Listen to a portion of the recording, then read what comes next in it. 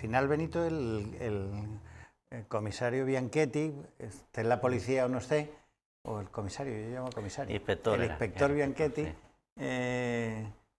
Lleva trazas un poco de convertirse en todo un personaje de la novela policíaca, ¿le podemos llamar a tu novela? Sí, bueno, novela policíaca, pues negra, no sé si llamarle novela enigma. Negra. Esta tiene más thriller que es más thriller que la anterior, que la maniobra de la tortuga, que es más, tiene más temas sociales y tal. Es más thriller, es novela policíaca y bueno, mi idea al crear a Bianchetti fue, tú lo sabes, fue esa, fue crear un personaje con suficiente gasolina como para que me permitiese exprimirlo durante varias novelas, darle varias vidas. Lo que sucede es que esa decisión no es mía. Yo puedo crear un personaje que si los lectores no empatizan con él, no les cae simpático o no funciona sencillamente con las novelas, no tiene sentido seguir dándole vida. Es un tipo, Bianchetti es un tipo peculiar, ¿no? Es decir, que te has esforzado en crear un tipo que ya por su aspecto físico es muy peculiar, porque cabe suponer que alguien que se dedique a investigar crímenes no llame la atención. No es el caso de tu Bianchetti, ¿no? No, no es el caso. Es un personaje muy peculiar, empezando por lo físico, con sus 2 metros de altura, con su rostro poco agraciado, y luego por cómo es él también, por su forma de ser. Malhumorado, tosco, mal hablado, bebe más de la cuenta, fuma más de lo que debería también. Bueno, pero esa parte, Benito, es más de la tradición de la novela policíaca. Es muy canónico, ¿no? un personaje muy canónico, sí. Claro, es decir, que el aspecto físico no, pero sí, es decir, que no hay novela policíaca que no tenga diálogos agrios y forma parte un poco de la tradición del género. Claro, la novela negra más clásica. Realmente, cuando tú creas un personaje y quieres ponerlo al frente de una saga, hay que hacerlo inolvidable, hay que hacerlo peculiar. Por eso Bianchetti tiene muchas peculiaridades, tiene muchos defectos, muchísimos defectos y alguna otra virtud. Y esos defectos son los que lo humanizan, lo que hace que los lectores puedan empatizar con él. Y también se me olvidó preguntarte, yo no te lo pregunté la otra vez que sacaste la primera novela, le eliges un nombre muy gaditano para un personaje que en realidad no es gaditano, claro, aunque viva en Cádiz. Es de Madrid. Sorprendente, sí. Hay Bianchettis en Cádiz, yo conozco gente que se apellida así, sí, son esos apellidos de origen italiano que tantos hay en Cádiz, pues yo tengo amigos con ese apellido, pero el tipo no es gaditano, ¿no? No es gaditano, es de Madrid, pero yo quería rendirle ese pequeño homenaje, ese guiño en la ciudad, ya que está en Cádiz, pues Bianchetti. Cádiz es la ciudad de los Rossi, Scappaccini, Rossetti, Lanteri, pues Bianchetti. Le pongo Bianchetti, aunque sea de fuera, pero ese guiño y ya la gente lo relaciona con Cádiz. Y de alguna manera también en la vida de Bianchetti, ¿no? Que es recurrente en la primera y en esta, la relación con su hija, ¿no? O sea, eso que yo creo que aquí, no sé si, yo creo que no se cuenta, ¿no? El incidente que él tiene a cuenta de la hija, que es lo que hace que termine en Cádiz, ¿no? No se cuenta porque la intención es que las dos novelas funcionen de forma independiente. Y de hecho el lector que se está leyendo La tragedia de Girasol sin haber leído La maniobra de la tortuga y está funcionando, les está gustando. Sienten curiosidad y entonces se van al interior para conocer un poco más la vida de estos personajes, de dónde vienen estos problemas a los que hacen referencia de vez en cuando, pero no es obligatorio haberse leído La maniobra de la tortuga. Y la hija de Bianchetti solo es un personaje muy interesante y al que le pienso dar bastante más cancha en el futuro. O sea que sí. Bianchetti va a seguir.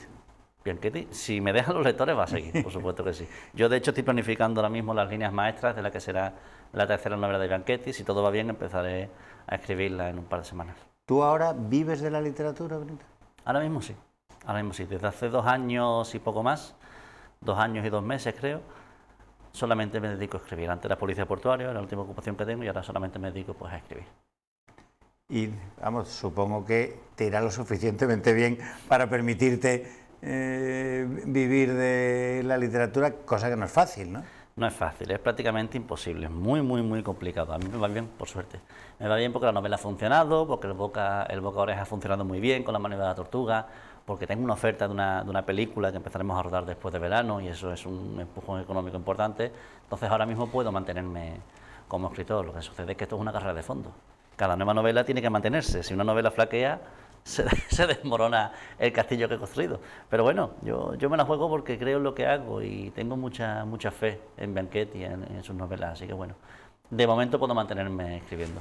Y tú te tiraste mucho tiempo a pico y pala, simultaneando tu vida profesional como empleado de la autoridad portuaria, yendo a ferias del libro, haciéndote autopromociones, autoediciones, es decir, que para ti no ha sido llegar y besar el santo, ¿no? No, pero yo creo que todo es una consecuencia lógica de lo que yo hacía. Yo tenía claro que en algún momento tenía que dejar de tener una ocupación, digamos, no sé, normal, ¿no? Por llamarla de alguna manera, y dedicarme a escribir. Porque yo creo que es el gran problema, por eso no se hacen mejores novelas en España, porque la inmensa mayoría de los escritores son periodistas, son profesores, son críticos, tienen un trabajo de verdad y luego escriben. Entonces, pues, para mí yo creo que es muy difícil que eso deje de ser un hobby, que la escritura deje de ser un hobby si estás supeditada, si estás pensando en tu jefe, en el madrugón, en los turnos, en tal. Entonces, pues, yo tenía muchas ganas de dar el salto, de jugármela. Me ha salido bien. He tenido suerte y me ha salido más o menos bien. Bueno, ¿y cómo fue aquella época tuya? Porque digo que esas cosas hay que contarlas, ¿no? Es decir, que Sí. ya digo que hay gente que escribe una novela y ¡pum!, tiene un exitazo.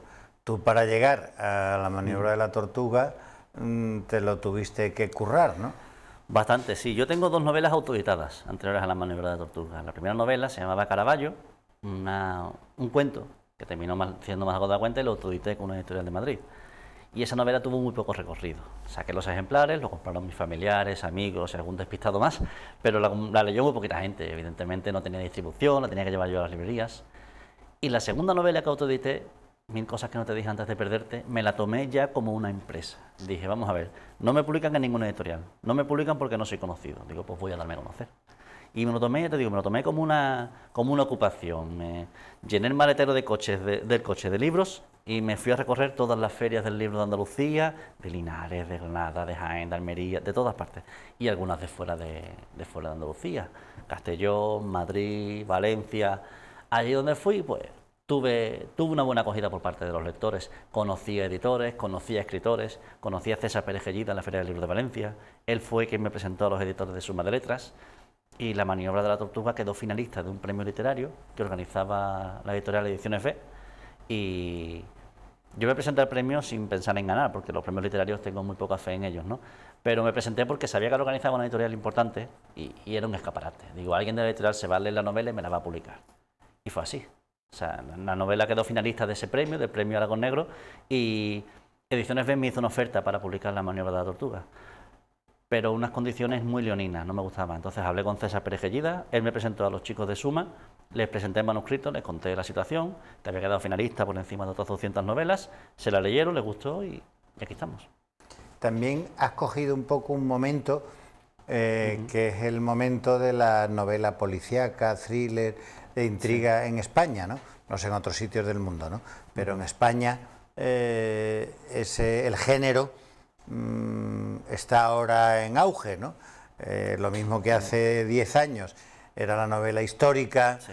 que claro, que tú escribías del momento presente, no tenías futuro ninguno, tenías que trasladar la acción hace un siglo o dos, Claro. para tener éxito.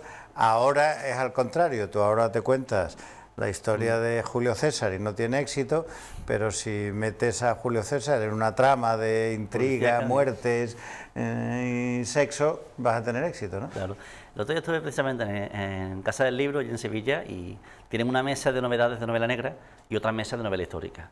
Bueno, pues me contaba la chica que la mesa de novela negra ya se está comiendo a la de novela histórica. Es decir, la novela histórica ya tiene 2 o 3 baldas que son de novela negra porque no caben todas. Es un momento dulce, se lee mucha novela negra, se publica muchísima novela negra, evidentemente baja la calidad, porque claro, cuando quieres publicar un determinado género, como sea, pues al final bajas la calidad para poder dar cabida a novelas que respondan a esas necesidades del público. Entonces se está publicando mucha novela negra, se está publicando mucha novela negra mediocre también, aunque hay algunas muy buenas, pero hay mucha novela negra muy mediocre. Y ahí estamos, peleando. Al final no deja de ser una pelea por buscar lectores y bueno, sí que es verdad que si hay muchos lectores de novela policíaca, pues nos viene bien a todos, pero yo creo que en mis novelas las puede leer cualquier lector, tanto el de novela negra como el de narrativa histórica, contemporánea, no sé.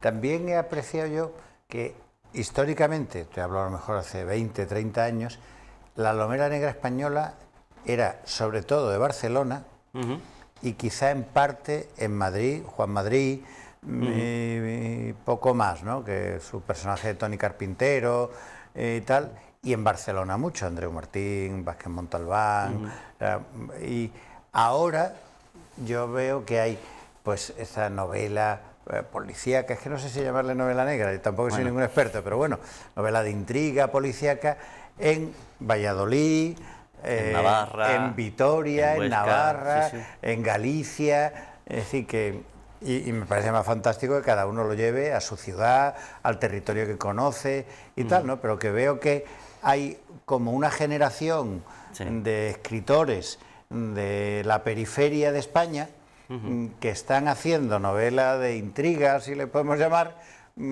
cada uno en su pueblo, y está muy bien, ¿no? Está muy bien, yo me parece formidable esa descentralización del crimen, no llevarse todas las novelas a Madrid, a Barcelona, o a Manhattan, o a París, sino sacarla y llevarla al propio terreno, porque es una realidad. Cada cierto tiempo se cometen crímenes terribles, la inmensa mayoría de los crímenes tienen una motivación muy primaria, muy primigenia. Un ataque de celos, una discusión que se va de las manos, un golpe mal dado, pero cada cierto tiempo se cometen crímenes atroces que hacen que toda la sociedad se tambalee. Y cuando suceden esos crímenes no tienen que suceder en grandes ciudades. No es por restar importancia, no quiero banalizar sobre esto, pero las niñas de Alcácer, los niños de Huelva, José Bretón, Marta del Castillo en Sevilla, el asesino en serie en Valladolid, tiene un gimnasio. Cuando sucede un crimen, el crimen no entiende de localidades. Sí que es verdad que, bueno, cuando más grande la ciudad, más locos hay, ¿no? Como dicen. Pero la realidad es que el crimen, el mal, como decía Stephen King, puede surgir en cualquier sitio. Y la demostración está en el día a día. Como hemos hablado antes, la ficción siempre... La realidad siempre supera la ficción. La realidad es la que le pone límites a la ficción. Decía Alexis Ravelo, un escritor canario formidable, novela negra en Canarias también, que... No lo conozco, ¿viste? Alexis Ravelo es muy bueno, ganó el Hammett hace 2 o 3 años con La estrategia del pequinés, muy bueno, léetelo si puedes. Y este, por ejemplo, dijo hace poco que si él en una novela hubiera puesto que Juan Sebastián Elcano, buque insignia de la Armada Española, aprovechaba esos viajes transatlánticos para transportar toneladas de coca, amparándose en esos privilegios que tiene, no se lo hubiera escrito nadie. Ha tenido que pasar para que nos demos cuenta de que eso podía pasar, ¿sabes? Entonces, pues al final, la realidad es la que te limita la ficción, y la realidad es la hostia, es la hostia. Pero aún así, Benito, España es un país donde se cometen al año 200 homicidios, 250 homicidios, ¿no? Donde ocurre una cosa y es súper llamativo, ¿no? Es decir, tú has citado casos porque llaman mucho la atención un crimen de esa naturaleza. Yo recuerdo una vez que, tú lo recordarás porque era casi de novela, es decir, un sicario, no sé si era colombiano, que llega y mata en un hospital a uno y se va. Claro, aquello llamó tanto la atención, se publicó tantísimo, y al cabo del tiempo, cuando se descubre el pastel y tal, decían quienes le habían encargado el crimen que es que en España estas cosas, como no ocurrían nunca, llamaban tanto la atención que enseguida la policía terminaba cogiendo el hilo y descubriendo a alguien, ¿no? Que eso en otro país acostumbrado a que haya muertes, ¿no? Es decir, que no te cuento ya de Estados Unidos, en Venezuela hay 30.000 homicidios, 30.000, ¿no? Que échale con una población que es la mitad de España, ¿no? Que quiere decir que para que haya crímenes no solo es que tiene que haber gente, sino que países donde es fácil tener armas y cosas así, ¿no? Sobre todo las armas de fuego. El otro día hablaba con un amigo precisamente de eso, de que en cualquier país, tú estás en tu casa y escuchas una detonación en la calle y automáticamente piensas, ha sido un coche, ha sido un petardo, están celebrando algo. En Estados Unidos escuchan una detonación y se tiran al suelo, en cualquier casa, porque están más acostumbrados, hay otra cultura, hay una cultura de armas de fuego. Por eso yo, mis amigos, siempre digo que es mucho más, a mí me da mucho más miedo un cuchillo, por ejemplo, que una pistola, porque todos nos hemos cortado alguna vez, pero yo conozco muy poca gente a la que le hayan disparado. Entonces, pues, yo creo que al no haber esa cultura de armas, como que se banaliza un poco esos crímenes, pero aquí suceden crímenes terribles, y sí que es verdad que no siempre se les da publicidad, la publicidad que deberían. Por ejemplo, en el caso de las desapariciones, ¿verdad?, que se formó con el caso este de la chica esta, Diana Kerr, y cierta columna del País, no me acuerdo dónde fue, hablaba de que en España había ahora mismo 4.000 casos de desaparecidos abiertos. Y sin embargo, lo que sale en todos los informativos es uno, es el de esa persona porque es el que toca darle publicidad. Entonces, bueno, no sé si muchas veces se pone en portada lo más llamativo, lo más vistoso, como dice, o es que no interesa que parezca que hay inseguridad o que parezca que aquí también se cometen crímenes. Quizá también el hecho de que un país más grande, con muchos crímenes y tal, como Estados Unidos, sea un poco donde crece y se establece el canon de la novela negra, ¿no? Es decir, claro. y sirve, fíjate, en su origen, Dashiell Hammett y toda esta gente intentaban explicar los sectores más humildes de la sociedad, dice, los bajos fondos, hasta esa expresión, al final algunos de ellos estaban hasta vinculados al Partido Comunista americano, años 20, años 30. Años 30, realmente, ahí fue donde surgió la novela negra canónica de Dashiell Hammett, Ross MacDonald, Raymond Chandler, años 30-40, los años de la Gran Depresión, años de recesión, con suicidios, con muchísima corrupción, con desahucios todos los días. Si nos damos cuenta, son palabras que nos suenan. Hemos pasado unos cuantos años de mucha penuria, de recesión, de mucha crisis. Yo creo que también eso ha sido un caldo de cultivo formidable para que surja novela negra, para que la gente, por un lado, que los lectores quieran leer novela negra, porque queremos leer para comprender lo que tenemos a nuestro alrededor, aunque no lo hagamos de forma consciente. Queremos leer para saber por qué sucede esto, de dónde viene la corrupción, de dónde viene la delincuencia. Y por otro lado, de los escritores. Es muy difícil que tú vivas eso a tu alrededor día tras día, machacándote en cualquier portal de noticias o en cualquier periódico, te encuentres con noticias como corrupción, desahucio, suicidio, tal, y que eso no te influye a la hora de escribir. Yo creo que es inevitable. Sí, se decía siempre que, relativo al cine, decía, el cine negro explica las penurias de la sociedad y el cine del oeste, la formación de los Estados Unidos, ¿no?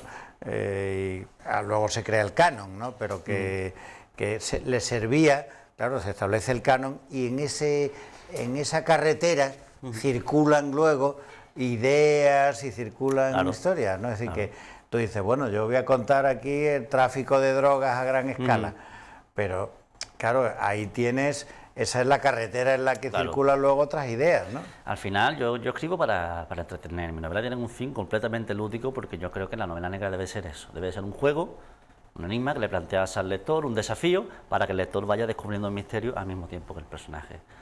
Pero es inevitable que si estamos hablando de la realidad, estamos hablando de delincuencia y de lo que tenemos, es inevitable que haya un mensaje y que yo muestro lo que creo que está bien y lo que creo que no está bien. Entonces, pues eso sale en mi novela, eso aparece. Sobre todo una cosa en la que hago hincapié en La tragedia de Girasol, también lo hice en La maniobra de la tortuga. Además de la violencia contra las mujeres, que es una lacra terrible, hablo mucho de la impunidad. Esa impunidad de la que disfrutan los poderosos, esa impunidad que te da el poder, el dinero, los contactos y que hace que las cárceles estén llenas de pringados y que los ladrones de guante blanco apenas pisen la cárcel. Veremos a ver ahora todos los condenados a ver cómo lo pasan, pero al final están en Baqueira, están aquí, están allí y sin embargo las cárceles están los pobrecitos, los que no tienen quien los defienda. Yo siempre, cuando hablamos alguna vez del tema de la maniobra de la tortuga, claro, había varias cosas y en el momento en que lo sacaste incluso tenía cierta oportunidad. Ahora un poquito, ahora hay otras cosas que lo han tapado, que era corrupción policial y violencia machista. Sí. Claro, dos elementos que la violencia machista sigue muy de actualidad. En aquel momento estaba eclosionando el caso del comisario Villarejo, que en sí mismo es casi una novela. Claro. Comisario Villarejo es todo, es decir, hasta el momento en el que salta a cuenta del pequeño Nicolás y de López Madrid. Eso es lo que le abre los ojos a mucha gente y mucha gente que se cree que vivimos en el País de la Maravilla se da cuenta de que no, de que hay cloacas, de que hay un trasfondo oculto y que bajo esa superficie de urbanidad, si rascas un poquito, se esconden auténticos monstruos y eso es una realidad. Y cuéntame un poco de la película, porque el otro día cuando nos vimos en la Feria del Libro, yo todavía pensé que lo estaba haciendo, que le iba a hacer Maestranza Films, pero tú me contaste que al final no es... Al final Aroland Films es otra productora de Sevilla también, igual que Maestranza, que bueno, yo estaba hablando con Maestranza, con Antonio Pérez. Antonio Pérez, un tipo majísimo y que me ha ayudado mucho. Simpático. Muy simpático. Y contactó conmigo Juan Miguel del Castillo, el director este que se llevó el Goya por Techo y Comida. Entonces, pues, él contactó conmigo, quería hacer la película, la tenía en su cabeza, la verdad que el chaval tenía mucho entusiasmo y él me dijo, yo voy a buscar una productora, tal y cual, a ver si apuesta. Y yo, como no sabía muy bien cómo funcionaba el mundo del cine, dije, bueno, tú busca lo que sea. Y al mes y algo, me llegó la oferta de Aranán. Una oferta en firme, con una buena cantidad y sobre todo un proyecto muy sólido, un proyecto ya con una distribuidora en puertas, con un proyecto muy fuerte. Entonces, pues, cogí el dinero en mano, antes de que otros proyectos que estaban por ahí rulando, como por ejemplo el de Maestranza, me lancé con Aranán y de momento el proyecto va bastante bien, va muy bien.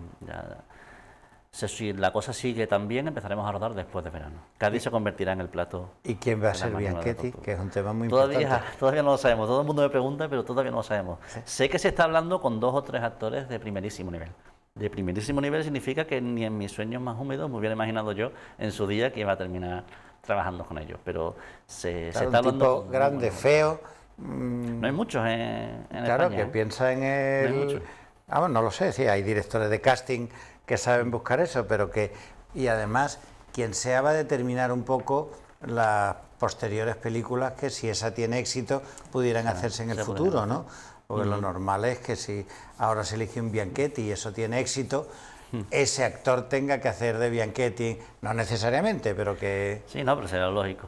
No sé quién será, es lo que decimos, no hay muchos actores de 2 metros de alto y feos en España, entonces pues hay muy poquitos. No se me ocurre ninguno, no se me ocurre ninguno. Que pueda ser desgarbado, los hay más de o menos 1,80 feos, y tanto, los hay altos, se puede hacer en la magia del cine, rodearlo de gente muy bajita, claro. Lo que se suele hacer en estos casos. Tom Cruise tiene un montón de películas y mide el tío un poco más de 1,5 metros, pero...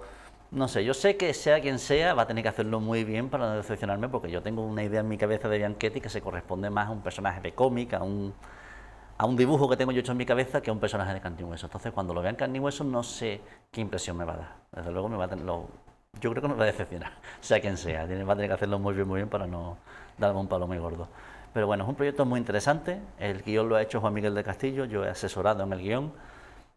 Hemos cambiado 2 o 3 escenas porque es una adaptación de la novela, entonces aunque se respeta el espíritu de la obra, hay varias escenas que funcionan en la novela y no funcionan en pantalla, y al contrario pasa lo mismo, ¿no? Entonces se han cambiado 2 o 3 escenas. Yo siempre pensé que era todo muy visual, ¿no?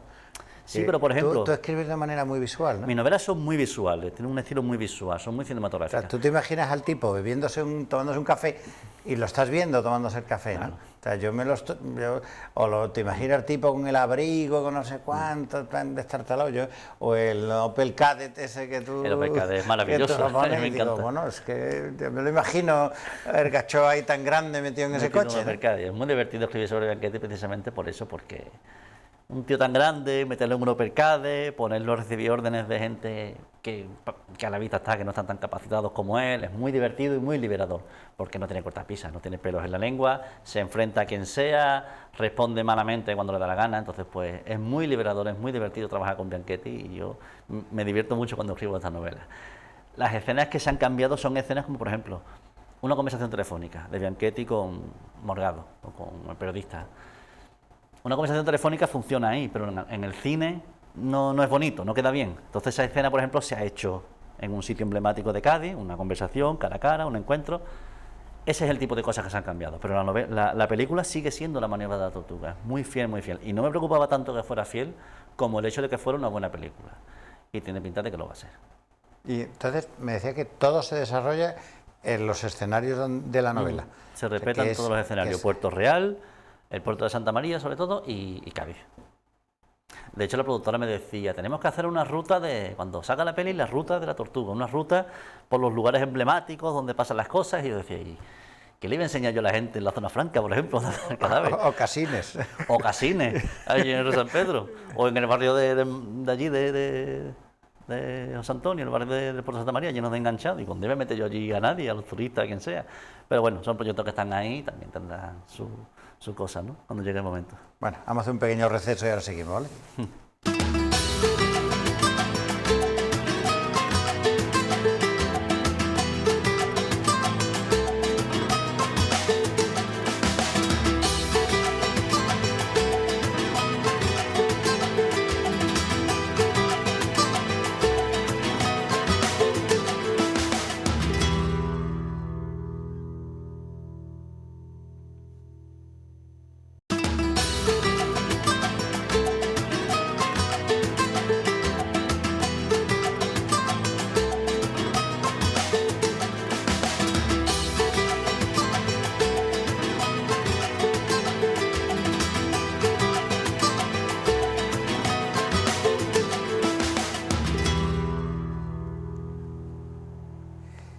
Cuando tú piensas en la novela, piensas en el tema de la novela, es decir, la primera es, digamos, corrupción policial más violencia machista, en esta es tráfico de drogas. ¿Es así como lo piensas o yo estoy simplificando o no es...? Es mucho más dinámico que eso. Yo pongo a Bianchetti sobre el tablero, sobre todo en esta segunda novela, que es todo Bianchetti. En la anterior eran dos personajes que llevaban la trama, Bianchetti y Cristina.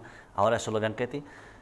Puse a Bianchetti al frente de dos tramas sin saber muy bien dónde me iban a llevar. Yo tenía más o menos el final de la novela planificado y no sabía cómo iba a llegar a eso. Iba a haber corrupción, iba a haber drogas, iba a haber violencia, iba a haber mucha acción, pero no sabía muy bien por dónde me iban a llevar los tiros. Entonces yo no planteo, voy a escribir una novela sobre el narcotráfico. Simplemente pues sale, hablo sobre las drogas y al final pues resulta que tengo que hablar de bandas, tengo que hablar de clanes mafiosos, tengo que hablar de los contenedores que llegan a los puertos, que es imposible controlar los 3.000 contenedores que deja un barco y los 2.000 que se lleva. Hablo de todo eso, entonces pues ahí ya se hace algo más profundo. Sí, porque al final, antes de empezar el programa estábamos hablando de que la realidad muchas veces supera la ficción, ¿no? Es decir, que tú hablas en La tragedia del girasol del tráfico de drogas a través de los puertos, ¿no? Y que muchas veces nos dejamos obnubilar porque el servicio de vigilancia aduanera o la Guardia Civil del Mar pilla en alta mar al velero no sé cuantito, al pesquero no sé cuánto, que lleva no sé cuántos kilos y viene aquí el director general de la policía a presentar el alijo, no sé cuánto, y lo que está entrando, ni siquiera lo de la película El Niño, que siendo verdad es el principal mecanismo de entrada de drogas, ¿sí? El principal es los puertos, ¿sí? Todo, y mientras más grande es el puerto, claro, más posibilidades hay de introducir la droga, ¿no? Y de hecho, hace poco me lo decía en una entrevista, me hablaban del narcotráfico, que ahora es un tema muy recurrente porque ahora está en todas las noticias y realmente lo sabemos, que el narcotráfico en la Bahía de Cádiz es una cosa que viene de muy lejos, de antes. En 2017, sin ir más lejos, el 47% de la cocaína que se incautó en España, 47% se cogió en Cádiz provincia, y el 80% de hachís.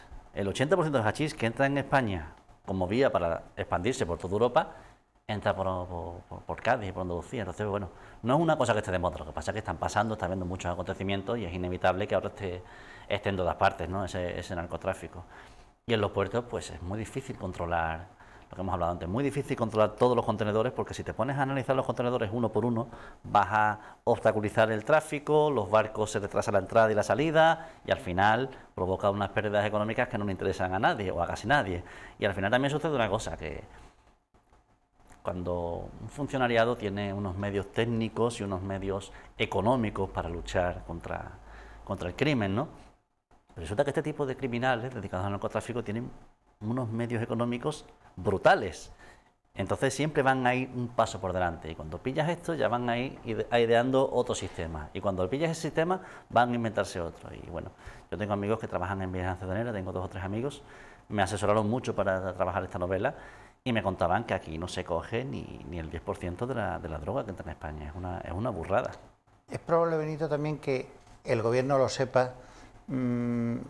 Y no te digo que sepa que en tal contenedor hay droga, yo estoy seguro que saben, lo pillan, ¿no? Sino que acepta que es consustancial a la desregulación, al libre comercio, a la globalización, al aumento del comercio, es consustancial que entren drogas y otros productos, ¿sí? Productos falsificados, seres humanos, armas, es decir... Yo creo que al final es inevitable que entre algo de eso y es más caro intentar ponerle freno, que no se lo vas a poner nunca, que contar con eso, contar con que te va a entrar tanto y que vamos a pillar lo que podamos y oye, cuando cojamos algo, pues como dices tú, viene aquí el capitán general, se pone la medallita, hemos cogido esto, se hacen un montón de fotos. Cuando trabajando en la zona franca de Cádiz, cuando yo era policía portuario, un día llegó allí un barco en Nicolai, que cogieron con un montón de fardos y estaban las fotografías allí de todos los fardos puestos de... no veas. Y claro, todo el mundo haciéndose fotos, todo el mundo poniéndose una medalla, pero la realidad es que por uno que coge te entran 20. Entonces, bueno. ¿Y por qué en esta novela el personaje de Cristina se llama, ¿no? La enfermera o en el clínico, casi desaparece, ¿no? Con la importancia tan grande que tenía en el primero, que además, tú sabes, vas viendo que hay como tramas que se van a cruzar, tú vas viendo que empieza en Granada, era donde ella venía... Ella vivía en Cádiz, en Casines, pero venía de Granada, de un pueblo de Granada. Y en la primera novela había dos tramas, la trama de Cristina y la de Bianchetti, que se terminan cruzando. Yo en esta novela quería darle más peso a Bianchetti, quería que Bianchetti fuera el único que llevara la trama. Hay dos tramas también, pero las dos las lleva Bianchetti. Por la sencilla razón de que yo quería saber si Bianchetti funcionaría como un personaje de saga. Yo quiero que Bianchetti sea el que lleve, creo que esta sea la saga de Bianchetti, no de Bianchetti y Cristina. Por eso tiene más peso y Cristina tiene un papel además fundamental, me parece, pero bastante más relajado en esta novela, porque Bianchetti es quien lleva todo el peso de la acción, porque creo que se lo merece y creo que es una forma de ponerlo a prueba, de ver hasta dónde puede llegar. Y de momento los lectores me están dando el visto bueno, me dicen que sí, que Bianchetti funciona, que puede llevar esta trama, y ya me están demandando, hoy han salido un par de reseñas que me demandan ya la siguiente de Bianchetti, así que más pronto que tarde me tendré que poner a escribirla. Y en esta novela lo sacas de la policía. Sí. Es decir, que ya está en ese ámbito que es también muy canónico, como de detective privado, sí, al estilo estrafalario de Bianchetti, ¿no? Sí, porque además con lo que sucedió en la maniobra de la Tortuga, me daba vía libre para proponerle una sanción disciplinaria y sacarlo del cuerpo durante un tiempo. Yo le he planteado una sanción disciplinaria de 2 años, entonces la tragedia de Girasol tiene lugar un año después de la trama de la maniobra de la Tortuga. Este tipo lleva 1 año suspendido de empleo y sueldo, malvendiendo sus servicios como investigador privado, y seguramente la siguiente novela siga como investigador privado. Óscar Lobato me ha dicho ya que no lo vuelva a meter en la policía, que le gusta más como detective, que pinta más como detective, y la verdad es que con lo problemático que es y con lo que le cuesta aceptar órdenes, yo creo que su sitio es yendo por libre. Pues fíjate, yo creo que en la policía tiene mucha gracia precisamente por eso, ¿no?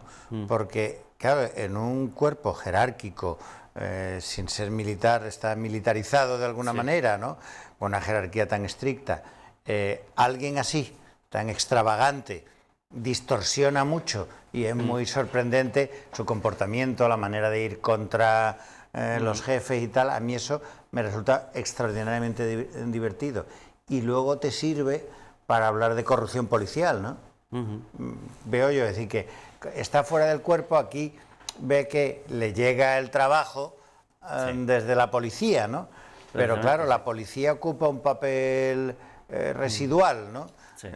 Con respecto a la trama de la primera a esta, ¿no? Como detective privado, también me da pie para contar esa realidad del detective privado, que como tú sabes no es tan glamurosa como plantan en las películas o en las novelas de Sam Spade y compañía. El trabajo en detective muchas veces se reduce a descubrir infidelidades, a descubrir quién estafa al seguro, quién está de baja por lumbago y te lo ves haciendo surfing en la playa. Eso lo cuento porque le ha pasado a un amigo mío, precisamente. Y entonces son trabajos muy, ¿cómo te diría? Muy triviales. Entonces Bianchetti malvende sus servicios como investigador privado, le llegan encargos de este tipo y él se da cuenta de que no se ha llevado 20 años trabajando como inspector de policía para terminar haciendo ese tipo de encargos. Pero al final le vienen los problemas, es un imán de problemas. Y en la siguiente novela seguramente esté en el límite entre la investigación privada y la policía. No sé dónde lo encajonaré exactamente, pero quiero darle un punto intermedio, a ver cómo lo consigo. Tú sabes, yo esto por sugerir y por decir una tontería. No. Te iba a decir, yo le veo, o sea, para mí, el comisario Villarejo, de verdad, es un tipo de novela, es decir, un gacho que ha trabajado para 11 ministros del Interior, que ha hecho todas las guarrerías que había que hacer en España, que ha sido capaz de investigar a los líderes independentistas y de ser él el que de una manera destape lo de Pujol, que está también rozando las cosas de la Gürtel y de no sé cuánto. Es decir, que, no sé, a mí me llama mucho la atención porque uno nunca piensa que eso vaya a ocurrir en España, ¿no? Claro. Que es lo que pasaba de la maniobra de la Tortuga relativo a la corrupción policial. Es decir, que cuando tú piensas eso es de otros países. En España la Guardia Civil y la policía son los garantes del bien, del orden. Y luego te pones a mirar lo que hay dentro de la policía, de la Guardia Civil. Llega un coche de la policía y tú te quedas tranquilo y dices, oye, que llega la policía, venga, tranquilo, salvo que seas un delincuente, claro, pero la gente, la mayoría de la gente, ¿no? Y nunca te imaginas que, como le pasó a Villarejo, es decir, el tipo va a hacer un encargo del yerno de Villarmir, que la amante le amenaza con no sé cuánto y él va y le clava un punzón al amante. ¿Entiendes? Nunca piensa uno que en la policía haya esas cosas, ¿no?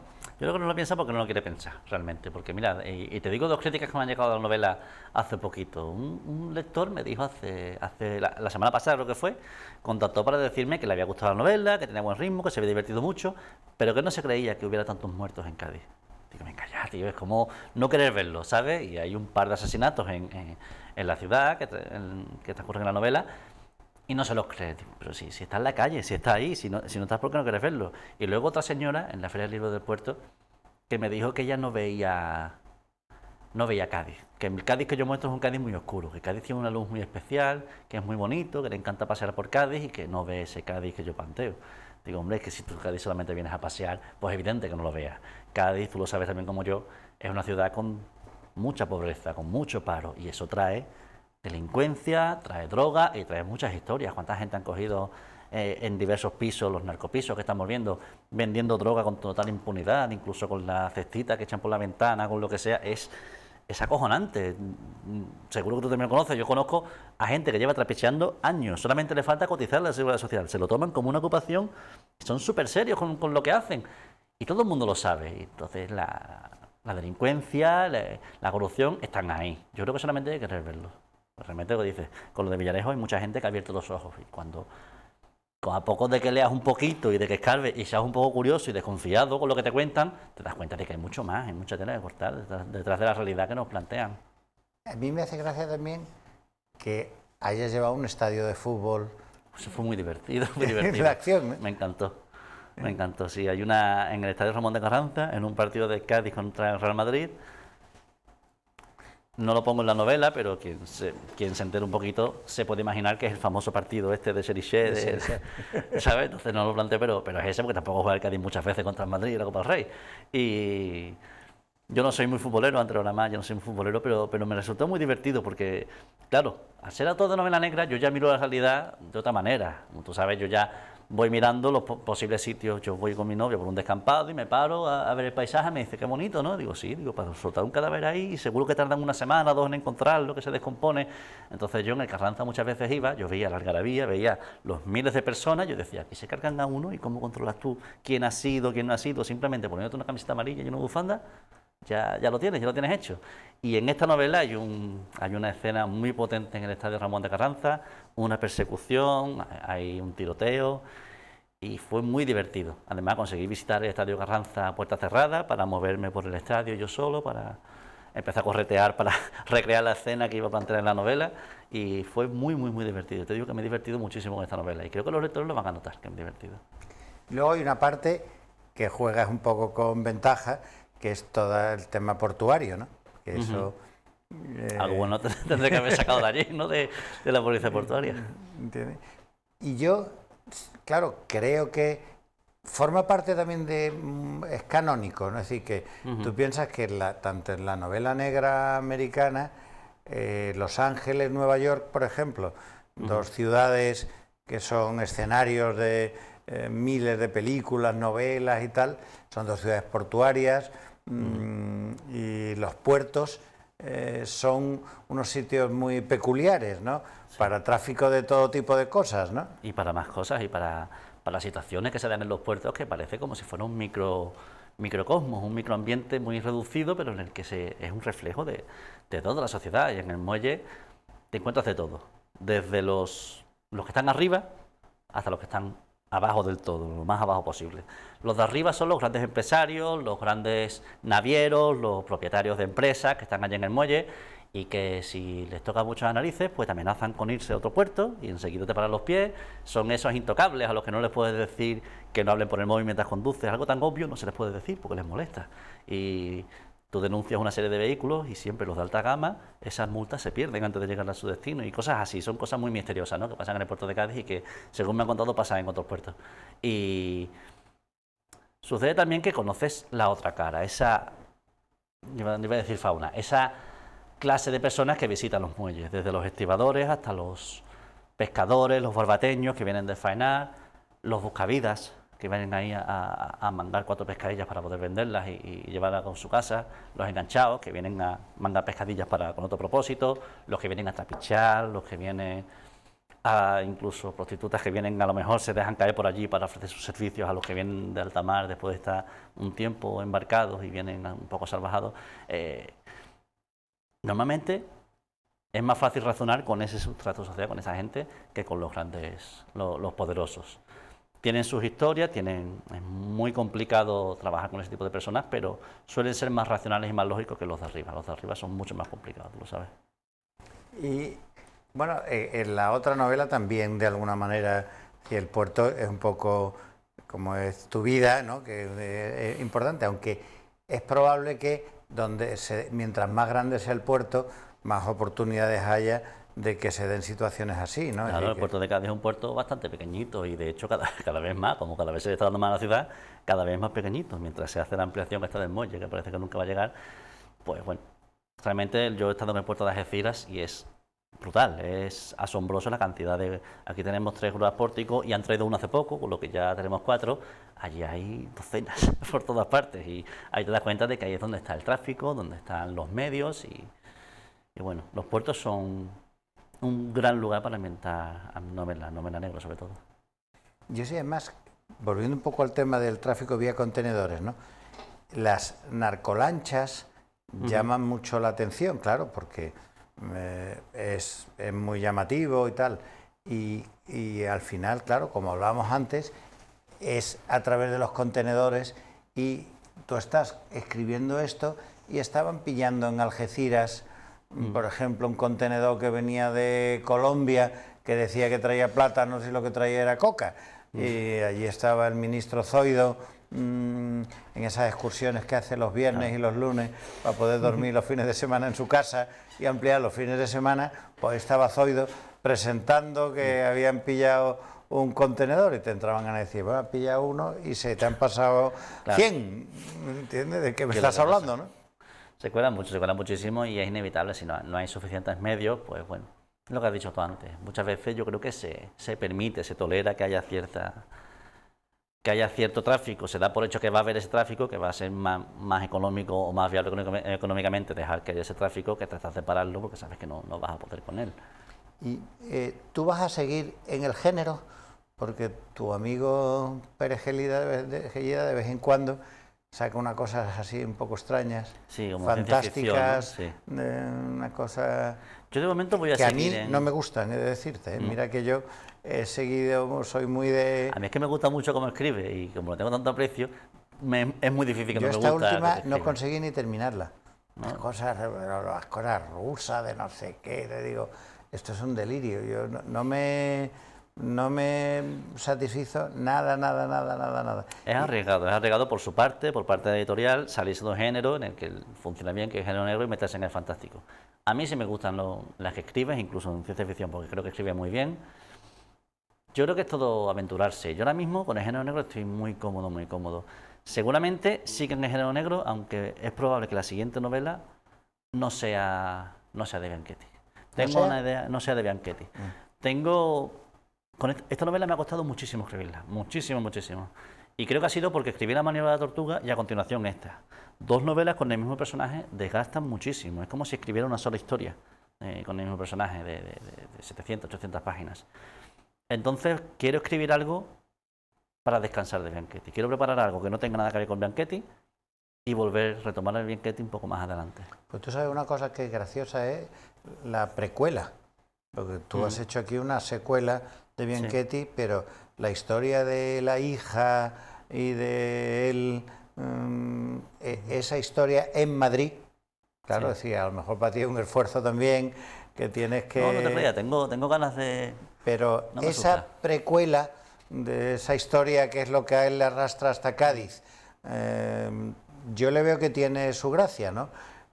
Yo no sé si tú tienes hijos, pero yo tengo una hija y yo cuando veo que Bianchetti y tal, las cosas que hizo por su hija, yo me veo, me empatizo y digo, bueno, pues yo haría por mi hija eso y más también. De hecho, me acuerdo la última entrevista que hicimos tú y yo, que te lo comenté, estábamos hablando de Bianchetti y te decía, no, porque Bianchetti en el pasado, un tipo hizo esto a su hija y entonces él se le fue la mano, él cometió un error y tú me dijiste, cuidado, no cometió ningún error porque yo tengo una hija con esa edad y eso no es un error, yo también lo hubiera hecho. Yo es que lo hubiera hecho, vamos, yo no tengo la menor duda y todo aquel que tenga una hija, todo aquel pensará lo mismo que yo te estoy diciendo. Por eso te digo que ese suceso de su vida, que es como escribir una precuela, ¿no? Sí. Te lleva a otro sitio distinto, te mantiene el personaje pero en otro escenario distinto y te obliga también a pensar en las movidas madrileñas y tal, y tiene, es una tontería que te estoy diciendo, lo mismo No, te yo decía todo lo Villarejo, recojo, sabes que yo todo lo recojo y me lo voy guardando porque... Veo que tiene su gracia, ¿no? ¿Me entiendes? Porque es otro Bianchetti, previo y tal, a lo mejor menos desencantado, un poco que todavía puede estar pensando. No lo había pensado, fíjate, y yo estoy empezando a darle vuelta porque la verdad que puede tener su gracia. En cualquier caso, la siguiente, te puedo decir que al 100% no va a ser de Bianchetti. Voy a pegarme una novela de descanso. No vaya a ser una cosa fantástica, ¿eh? Pues entonces no te voy a leer. No va a ser demasiado fantástica, ¿vale? Vale. Pero va a seguir siendo género negro, novela negra. Quiero hacer algo y luego ya retomar a Bianchetti. Para darle descanso, para que descanse él y para descansar yo también y refrescar las ideas. Yo te digo que me ha costado muchísimo escribir esta novela. Porque además ha sido la primera vez que hago esto de coger un personaje ya creado y darle una vida nueva en una novela. Yo pensaba que iba a ser muy fácil. Digo, el personaje ya está hecho, solamente tengo que ponerlo otra vez al frente de la novela. Y ha sido complicadísimo, no te puedes imaginar lo que me ha costado. Porque además, el objetivo era que La tragedia de Girasol fuera una novela independiente. Que un lector pueda ir a una librería sin conocerme, ver la novela y leérsela, sin haberse leído la anterior. Entonces, para hacerla independiente, para no contradecirme con nada de lo que he contado en la otra, para no desvelar nada, porque claro, ¿hasta dónde cuento para no aburrirte a ti, que has leído ya la maniobra?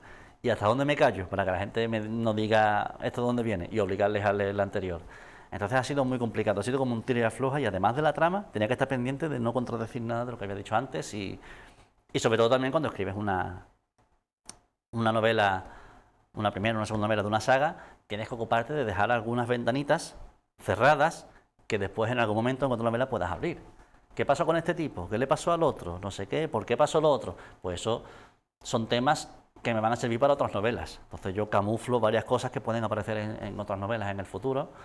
Y bueno, me gusta también en esta novela, tiene más peso el personaje de Sol, la hija de Bianchetti, y abro una posibilidad de futuro, que tú la sabes, que te la has leído, una posibilidad que es interesante, que es ponerla a ella también al frente de una novela en el futuro, ¿por qué no? ¿Y las ventas y todo eso te van bien? Porque yo decirte que el otro día que estuve en la FENAC, Sí. Está allí en las novedades y está bien situada. Tú sabes que esas cosas parecen una tontería, pero en las mesas de novedades, Sí, no. como estén... En la mesa de novedades, para estar, hay que pelear mucho. Eso no es ninguna broma. Ahí no estás por... Tú vas a la gusto. FENAC y tiene allí las filas de estantes de policíaca, tiene 5 o 6, tiene una mesa de novedades de policíaca y tu novela estaba muy bien situada, con su montaña de ejemplares, que es señal de que la FENAC vende un mogollón, ¿no? ¿Entiendes? Señal de que ellos piensan que es que eso se vende, si no, no te lo ponen ahí. Ellos piensan no, es señal de que se vende. Porque si fuera solo que lo piensan, no lo ponen, seguro. Ahí eso funciona por cifras y por ventas. Si se vende, la montaña sube. Porque, oye, que hemos vendido 10, pues trae 20 y vendemos 20. Esa gente funciona así. Entonces, de momento las ventas van bien. Yo no me quiero preocupar, César Pérez Gallida siempre me dice, Sebeni, tú preocúpate por escribir y olvídate de las ventas. Porque además las ventas, por muy buenas que sean, siempre son descorazonadoras. Estamos en un país en el que se lee muy poquito. El otro día leí, a raíz de la Feria del Libro de Madrid, se ha hecho un estudio sobre los hábitos de lectura. Y el 40% de la población admite que no ha leído un libro en su vida. Y eso es descorazonador. Entonces, claro, yo no puedo obligar a los lectores... ¿Qué porcentaje me has dicho? 40%. Yo te digo que es mayor, ¿eh? Sí, no Sí, todavía. pero esto es la gente como el que dice que hace deporte. Claro. Aquí ni hace deporte ni lee el 80% de la población. Es lo que pasa, sí, todo el mundo sano y todo el mundo... Pues yo voy a hace casa de running. amigos míos con los que he hablado de literatura y no veo un libro, ¿entiendes? Digo, bueno, ¿dónde coño tienes los libros, no? Y tú entras en la mía, lo primero que ves el libro por todos lados. Claro.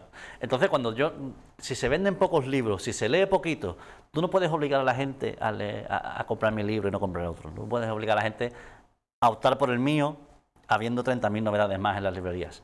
¿Qué es lo que está en mi mano? ¿Qué puedo hacer yo? Trabajar la novela, que el libro esté lo mejor escrito posible y que cuando alguien le dé la oportunidad se quede satisfecho, se quede contento, lo recomiende, lo preste, lo mueva, se lo vuelva a leer y de esa forma crear lectores. El otro día, bueno, hace tiempo hablé con Víctor del Árbol y me decía que lo importante no es tener lectores, es tener adeptos. Qué gran escritor, Víctor del Árbol. Víctor del Árbol es muy bueno y un tipo encantador además, ¿Ah, sí? porque además es curioso que Víctor, un tipo que escribe tan bien, que ha ganado el premio Nadal, que tiene tantísimo éxito, lo menos que le puedes pedir es que sea un cretino, que sea... Pero es que además el tipo es encantador, es que no te puede caer mal, ¿sabes? Yo no lo conozco ni a uno ni a otro, ni a César Pérez Gellida ni a Víctor, los leo mucho, me interesan muchísimo, y no... Yo soy poco mitómano también, ¿no? Pero bueno. No, Víctor del Árbol es un tipo encantador, hace poco coincidí con él en Castellón Negro y un gran tipo, te echa una mano siempre que puede, me ha dicho que vaya a Barcelona a presentarlo, que él me presenta, un premio Nadal te diga que te presenta la novela, es un puntazo, ¿no? Entonces pues es un tipo encantador y... ¿Qué te estaba diciendo? No me acuerdo. Pues no sé, bueno. No sé, bueno, las cosas.